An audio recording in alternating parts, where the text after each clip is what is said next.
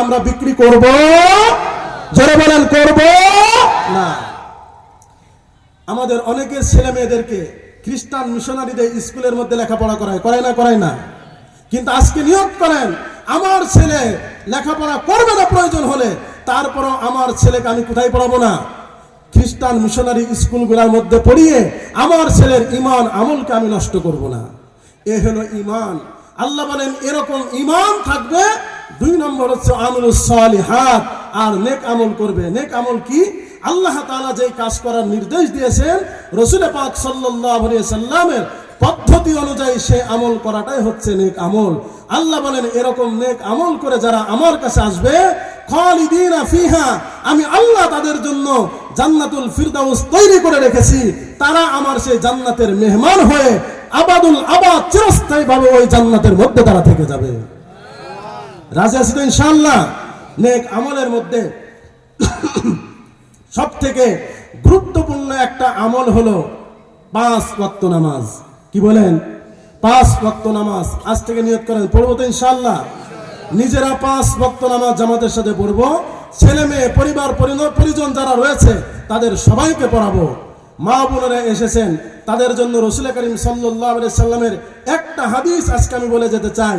নবীজি বলেছেন, আল মারআতু ইযা সাল্লাত খামসাহা ওয়া আতাআত বালাহা ওয়া সামা শাহরাহা ওয়া হাসনা ফারজাহা। আল্লাহ রাসূল বলেন, যে মহিলা 4টে কাজ করবে, 1 নম্বর 5 ওয়াক্ত নামাজ আদায় করবে, 2 নম্বর স্বামীর আনুগত্য করবে, 3 নম্বর রমজান মাসে রোজা রাখবে, 4 নম্বর তার লজ্জাস্থানকে হেফাজত করবে, অর্থাৎ জিনা ব্যভিচার পরকিয়া করে স্বামীকে ঠকাবে না। এই 4টে কাজ যদি কোনো মহিলা করতে পারে, আল্লাহ রাসূল বলে আল্লাহ তাআলা তার জন্য জান্নাতের 8টা দরজা খুলে দিবেন। সে যেই দরজা দিয়ে ইচ্ছা সেই দরজা দিয়ে জান্নাতে প্রবেশ করতে পারবে। এজন্য মা বোনদের কাছে আবেদন এটা। আল্লাহ রাসূল বলেছে হাসনা ফারজাহা, এর অর্থ যেরকম লজ্জাস্থান ঢেকে রাখা, লজ্জাস্থানের হেফাজত করা, এরকম ভাবে পর্দা পুশিদার সাথে চলা। আমাদের দেশের মা বোনেরা নামাজ 5 ওয়াক্ত পড়বে, তাহাজ্জুদ পড়বে, সপ্তাহে রোজা রাখবে, মাসে মাসে রোজা রাখবে, সব কিছু করতে রাজি আছে, কিন্তু পর্দা করতে রাজি না। কথা বলেন ঠিক না ঠিক? কিন্তু দেখেন পর্দার বিধান এত গুরুত্বপূর্ণ বিধান। মহিলাদের জন্য প্রতি মাসে নামাজ মাপ আছে না নাই? মাপ আছে, কিন্তু পর্দার বিধান কোন সময় মাপ আছে? মাপ নাই। তাহলে বোঝা গেল কখনো কখনো নামাজের থেকেও গুরুত্বপূর্ণ হয়ে যায় পর্দা। এজন্য আমরা যারা পুরুষ আছি আমাদের মা বোনদেরকে পর্দা করাবো তো ইনশাআল্লাহ। কারণ এই মা বোনেরা হয়তো আমাদের কারুর স্ত্রী, না হয় আমাদের কারুর মেয়ে, না হয় আমাদের কারুর বোন, অথবা আমাদের কারুর মা, এর বাহিরে কেউ নয়। সুতরাং মা বোনদের জন্য আমার আজকের নসিহত, তারা পর্দা করে চলবে। আপনারা যারা পুরুষ আছেন তারাও আপনাদের স্ত্রীদেরকে, মেয়েদেরকে, মা বোনদেরকে পর্দা করাবেন। কারণ আপনি যদি আপনার স্ত্রীকে পর্দা পুশিদায় না রাখেন, বরং আপনি যদি খুশি হন যে আমার স্ত্রী খোলামেলা চলবে, পোশাক পরিচ্ছদ পরবে, ঘুরে বেড়াবে, এটাই যদি আপনি সন্তুষ্ট থাকেন, হাদিসের পরিভাষায় এই ধরনের পুরুষকে দায়ুস বলা হয়। আল্লাহ রাসূল বলেন দায়ুসের জন্য আল্লাহ তাআলা জান্নাতকে হারাম করে দিয়েছেন। নাউজুবিল্লাহ বলেন। তাহলে আমি এবং আপনি যতই হাজী সাহেব হই আর গাজী সাহেব হই, 5 ওয়াক্ত নামাজ প্রথম কাতারেও যদি পড়ি, আর নিজের বিবি বাচ্চাদেরকে পর্দা পুশিদার যদি খবর না থাকে, তাহলে হাসরের ময়দানে কিন্তু ধরা খেয়ে যাবো আমরা। এজন্য গুরুত্বপূর্ণ একটা আমলে সালে হচ্ছে পর্দা পুশিদা করা।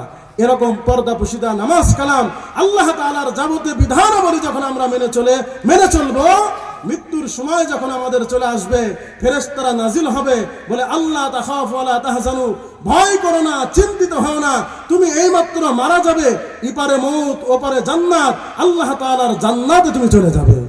কেমন জান্নাতে যাবে? আল্লাহ কি বলেন?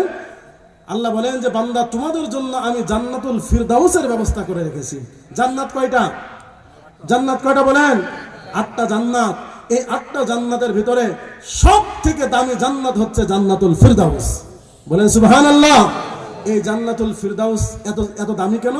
হাদিস শরীফের মধ্যে আল্লাহ রাসূল বলেন জান্নাতুল ফিরদাউসের ছাদ হচ্ছে আল্লাহ তাআলার যে আরশ আছে, এই আরশুর রহমান হচ্ছে জান্নাতুল ফিরদাউসের ছাদ। একজন মুমিন, একজন মুসলমান যখন জান্নাতুল ফিরদাউসের মধ্যে যাবে, সে যখন ইচ্ছা তখন আল্লাহ তাআলাকে সে দেখতে পাবে। সুবহানাল্লাহ বলেন। এই জান্নাতুল ফিরদাউসের ব্যবস্থা আল্লাহ তাআলা করে রেখেছেন কার জন্য? ওই সফল মুমিনের জন্য যেই সফল মুমিনের হাতে দুইটা অস্ত্র আছে, একটা হচ্ছে ঈমান আর একটা হচ্ছে নামাজ, আর একটা হচ্ছে আমলে সালেহ। এই দুইটা জিনিস নিয়ে যেই ব্যক্তি জান্নাত পর্যন্ত, কবর পর্যন্ত যেতে পারবে, আল্লাহ সুবহানাহু ওয়া তাআলা তার জন্য জান্নাতুল ফিরদাউসের ব্যবস্থা করে রেখেছেন। আল্লাহু আকবার। জান্নাতের বর্ণনা দিতে গেলে রাত শেষ হয়ে যাবে, তারপরেও শেষ হবে না।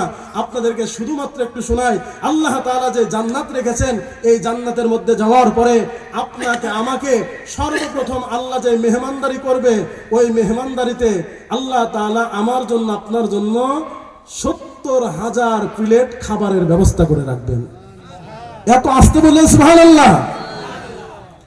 একজন জান্নাতি এই 70,000 প্লেট খাবার একবারে খেয়ে ফেলবে। তাজ্জব হচ্ছে? আল্লাহু আকবার। খেয়ে ফেলবে। শুধুমাত্র খাবার খাবে তাই না, ওই যে প্লেট গুলাতে খাবার দিবে, ওই প্লেট সহকারে খেয়ে ফেলবে একবারে। তো বলে যে প্লেট আবার খাই কেমনে করে?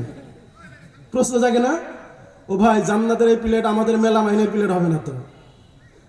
জান্নাতের মধ্যে যেই প্লেট আল্লাহ দিবেন খেয়ে ফেলবে, এরকম বস্তু আছে না নাই যেটা আমরা খাই? আপনারা কখনো কোন আইসক্রিম দেখছেন? কোন আইসক্রিম?